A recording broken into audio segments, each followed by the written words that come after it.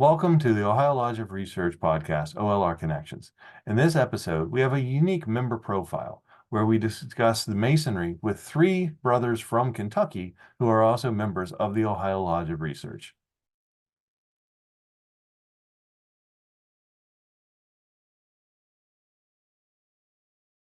So for those who don't know me, I'm Jason Rudder here from McKee 144 in London, Kentucky. I am currently the senior deacon here. Also a member at Ted Adams Lodge of Research in Lomansville, Kentucky, and Ohio Lodge of Research, and a couple other little Quarter Coronati. And it's kind of been my thing ever since the beginning, ever since I was raised, to really dig in and start reading and absorbing all I can. I don't want just we're going to sit here and talk about business and then not mention it again for 2 weeks, 4 weeks, as the case may be, just depends. But I really want to know the deeper meanings of things, the more of the guts of Masonry, as far as that goes. I'm not big on skimming the surface of anything I do. So that's kind of why I started with Ohio Lodge of Research as well. It's a little bit different format than what we've got down here with most of our lodges of research. I thoroughly enjoy having the ability to sit down and round table things and actually discuss before, having an actual meeting. I've always got ideas churning, and it really helps to be able to talk them out and in a more laid back setting and get feedback. So very good. So how long have you been a Mason? When did you join? A year and a half. The meeting, the yearly Ohio Lodge of Research meeting last year, I'd been raised a month. Next. Sure. So I'm the sitting master at McKee, the same lodge, of course, Jason just spoke of in London. I'm a member at Lexington, Oneida, 3 lodges of research in the state here, of course, OLR, and the Texas Lodge of Research. Much of the reason I joined OLR was much of what Jason was talking about, I guess in a lot of ways, is finding something that wasn't available maybe in Kentucky or was done differently than we do things sometimes.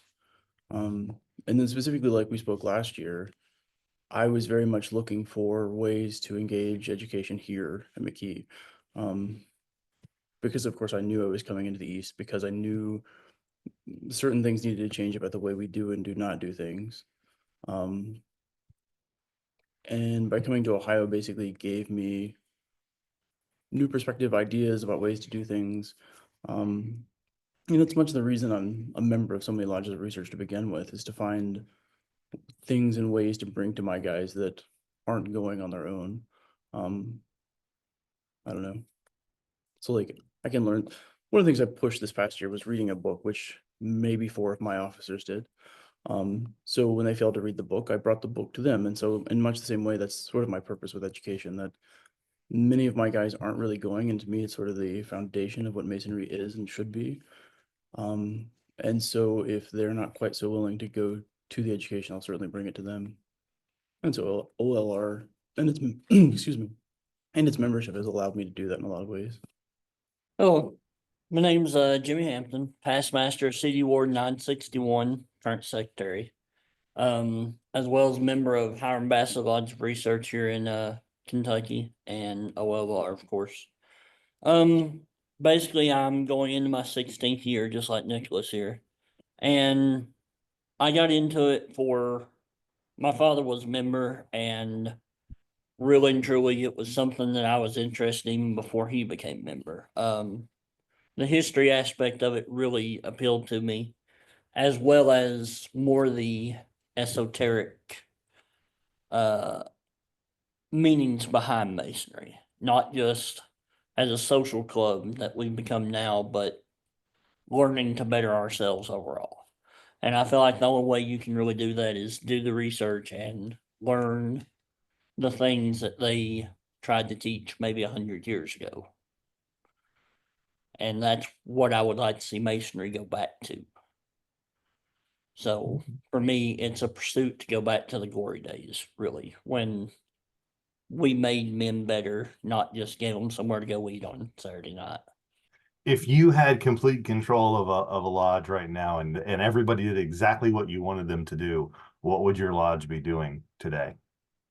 Well, I still feel that, learning, doing the stair steps is one of the best things to do.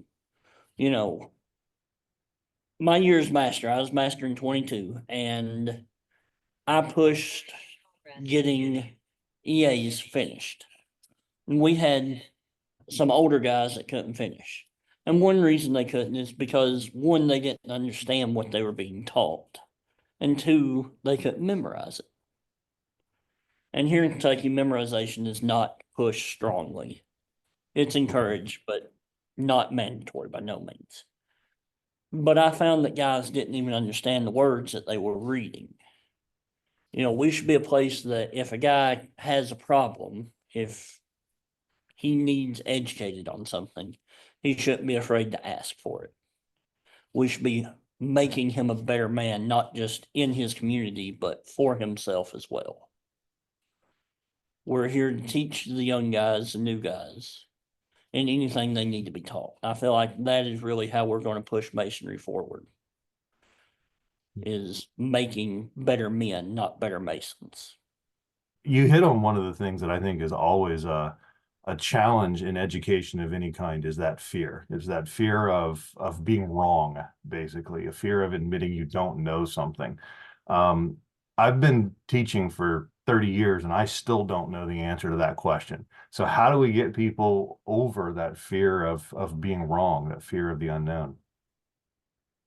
Something I've pushed, and it goes past just a fear of unknown. It goes, to me, the first thing you're asked when you join the lodge, your first requirement is to be male of lawful age. And one thing that I've said for many years now is if you have a question, if you have a concern, if you have a want, stand up and say it. Mm-hmm. Don't be afraid to stand up in the middle of the room and say, hey, this is what I want to know. This is what I think should happen. Be a man, say what you got to say. Don't be afraid to ask the questions. I told the guys that I taught my year's master, I said, hey, if you don't know something, ask me. There's a decent chance I won't know it, but I guarantee you I know how to find an answer. There's books sitting on a shelf that will tell me what I want to know eventually. Right. And there was times I was asked things that I didn't know, and I went and got the big Mackey's dictionary out and, looked it up. They said, what's this word mean? I said, well, here's the book that has it wrote in it. Let's find out. And literally used our very small library to educate EAs and fellow-crafts. One of the questions that we at the Ohio Lodge of Research have been trying to answer for at least the last 2 or 3 years is what is Masonic research? I would say ultimately, as far as distinguishing between research and education, there is some aspect, there needs to be research in order to educate. I mean, granted, we have numerous things that we could teach, like Jimmie asked me to give a presentation at his lodge last week that he said I got a little long-winded, but that's okay. And it was the importance of Masonic knowledge and its impact.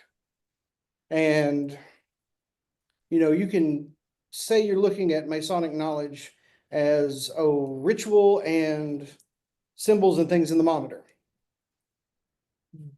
But you really need to research those things in order to fully educate yourself on what they mean. And I gave some examples, like I asked the members of his lodge, can anyone tell me why the steward's rods are supposed to be white? Why did the deacon staff originally have doves on them? Things like that. And I kind of got some blank stares from some of the members, but quite a few. But it boils down to, yes, you can learn the stuff in the monitor, but in order to actually use those things and apply it to your own life or to your community or to your lodge, you really need to dig into the deeper aspects of all of it and really know what those things are, how they got there, instead of just saying, oh, well, it says here I need to apply the trowel like this, and okay, I'll do that. How do we help people realize what the advantages of the Masonic knowledge or Masonic information is? I think it very much depends on who you're talking to, right? So like in the fall of last year, well, traditionally in Kentucky anyway, elections were held late December. Installation is either held the same time or early January. And so toward the fall of last year, knowing, of course, I was presumably heir apparent, if you will, there were 2, maybe 3 candidates we had that I very expressly made clear that the things you have been told about education, or the things that you are, because one of them was one of my members' dads. So I'm sure he's aware of some of the things we do and some of what to expect. But it made it very clear that what he was aware of the things we do wouldn't look exactly the same. So for me, really step one is educating people when they ask in the first place. That in my mind, too many lodges are social clubs. A lot of people answer the question of like, what is it you do with, oh, we're a charity, or, you know, we work in the community to do good things.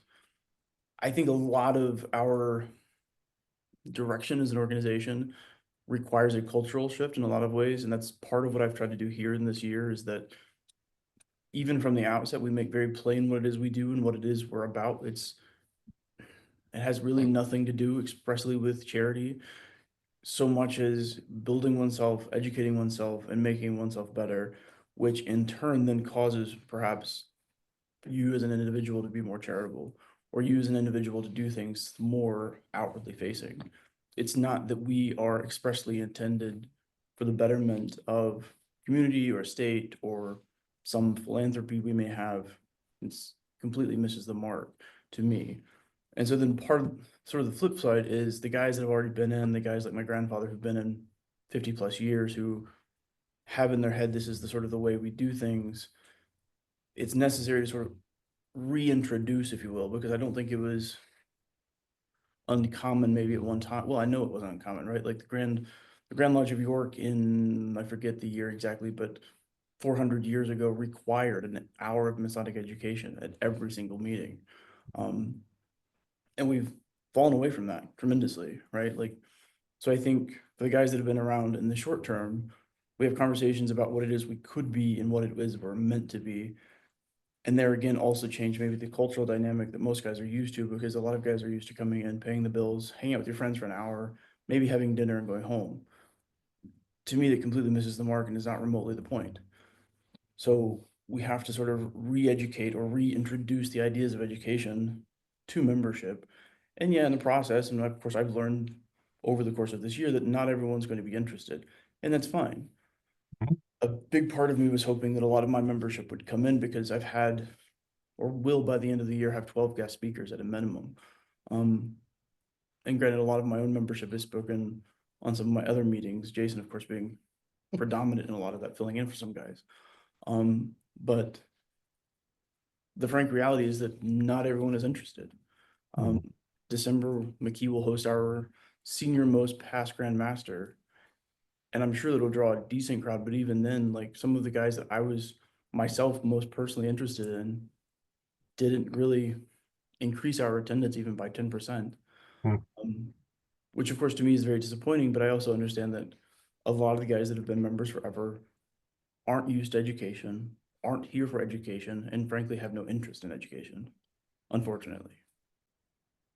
So something I've always said, when asked, you always get asked, especially by new members, people looking, going, what is the secret? And something that I've always kind of said is, I can't tell you that, because for you, it's different than it is for me. We all have our own Masonic secret, if you will. What we found when we went looking. The way we met, the 4 of us met, was you just started showing up at Ohio Lodge of Research meetings, which was a wonderful way to meet. What made you guys decide to make the journey up to Ohio? What was the incentive to just get involved in the Ohio Lodge of Research?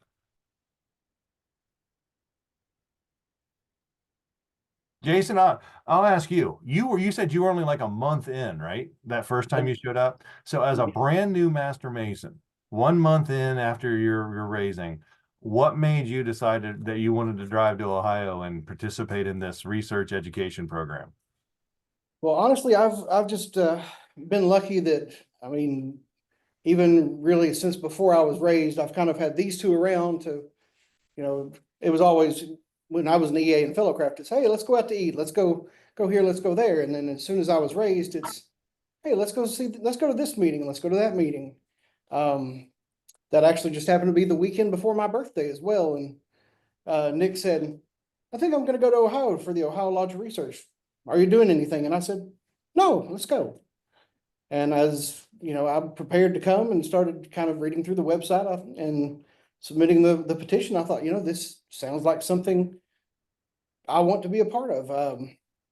I've found that a lot of the younger generation, our age and younger, that are coming into the lodge, they're really looking for something more. They really want to be educated and gain knowledge, not just come in and, be told, oh, this is the way we've always done it.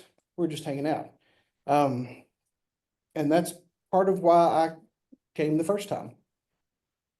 It gave me an opportunity, like I said earlier, just to be able to sit and bounce ideas off of brothers who have been Masons much longer than I have and have, more knowledge than me, and who might have some insight into what I'm trying to learn myself or what I'm trying to figure out, and can steer me in the right direction. And since then, I think in the last year and a half, my Masonic library has grown from 0 to a little over 100 books.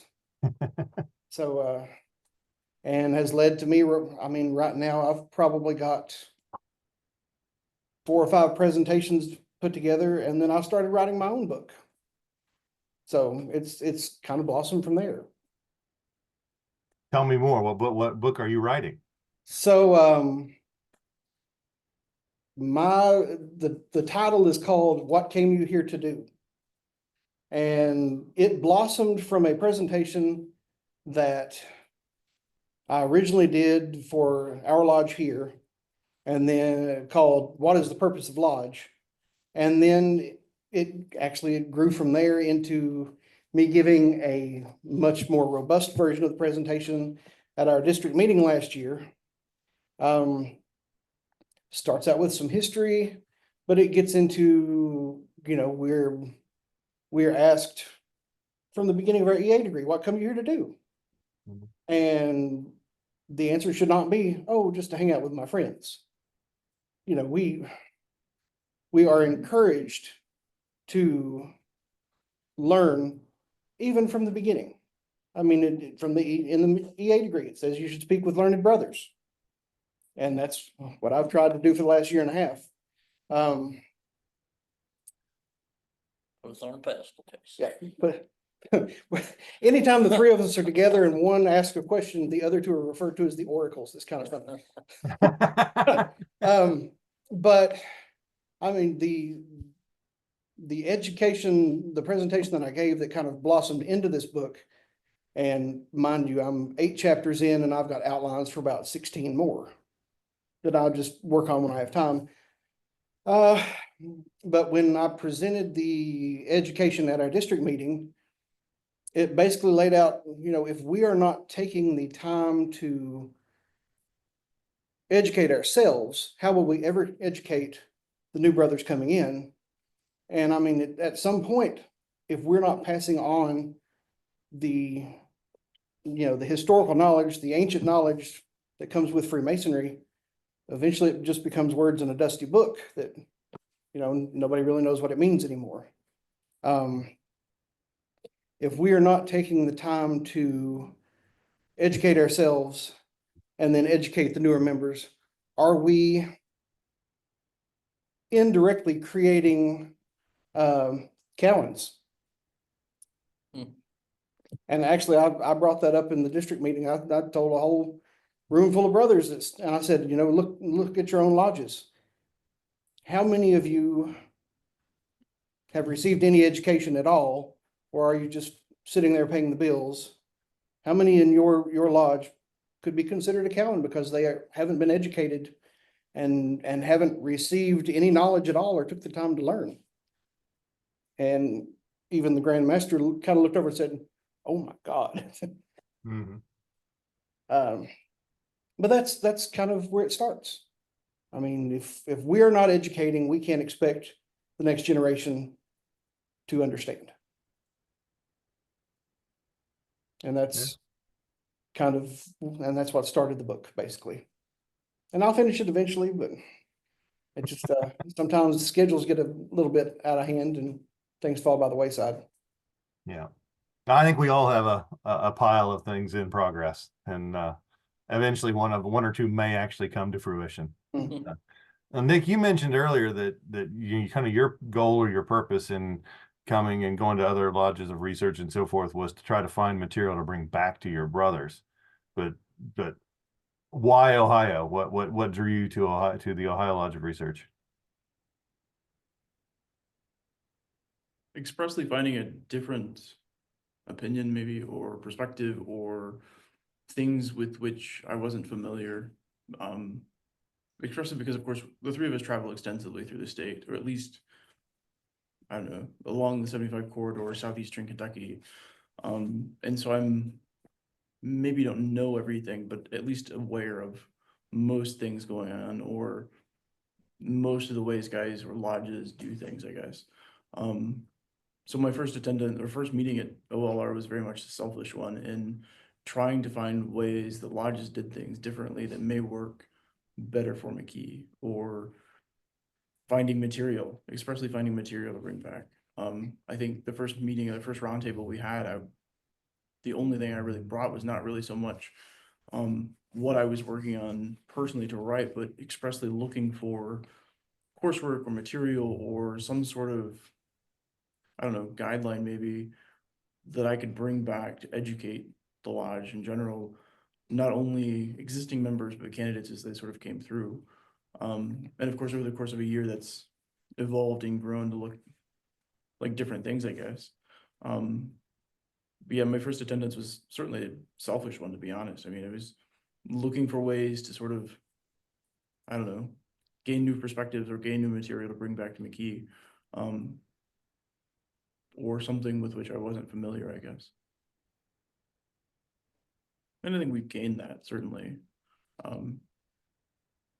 in various ways. I mean, I found ways to do things, guys to speak, material to look at. Of course, you've shared Ohio's Principles of Proficiency, which we've incorporated a little bit in our education program.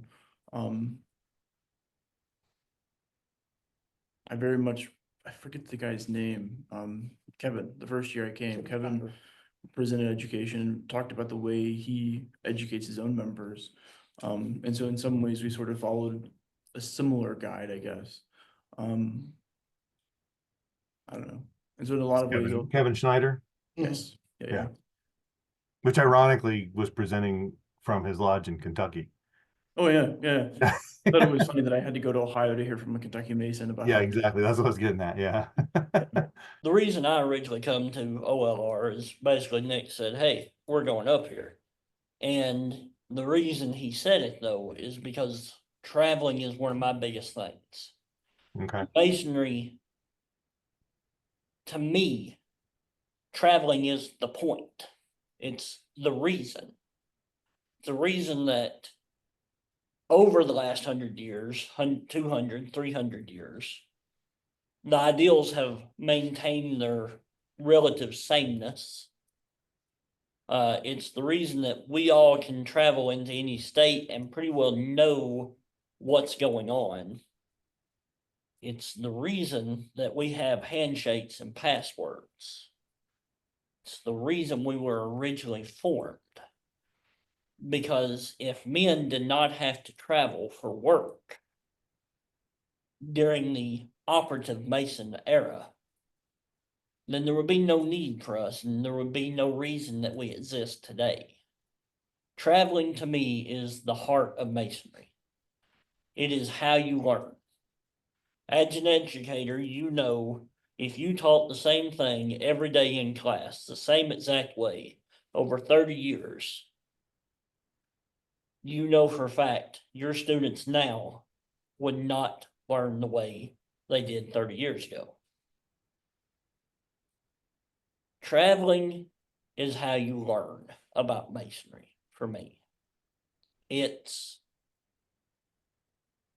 yeah, the other lodges might not be the same, but that's not a bad thing.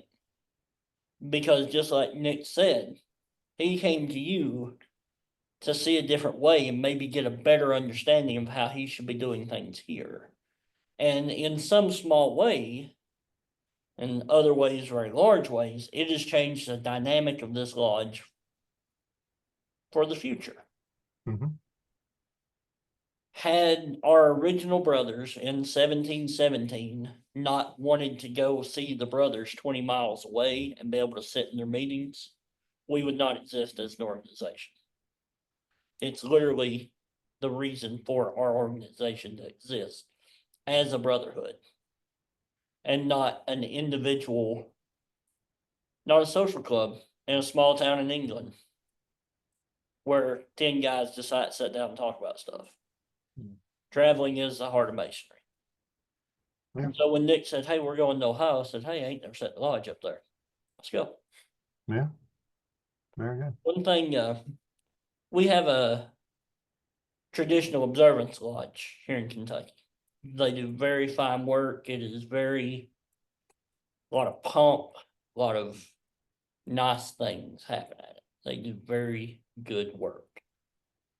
But when we told them that we drove 2.5 hours for their meeting, they acted like we had done something. Like it was a surprise. Like literally, we talked to their master 3 or 4 weeks ago.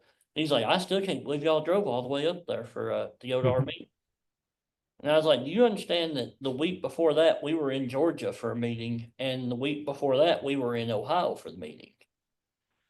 And I was like, 2 hours is just a simple, that could have happened on a weeknight any given week. I said, it's not. I said, if you're not traveling at least an hour to a lodge once a week, start.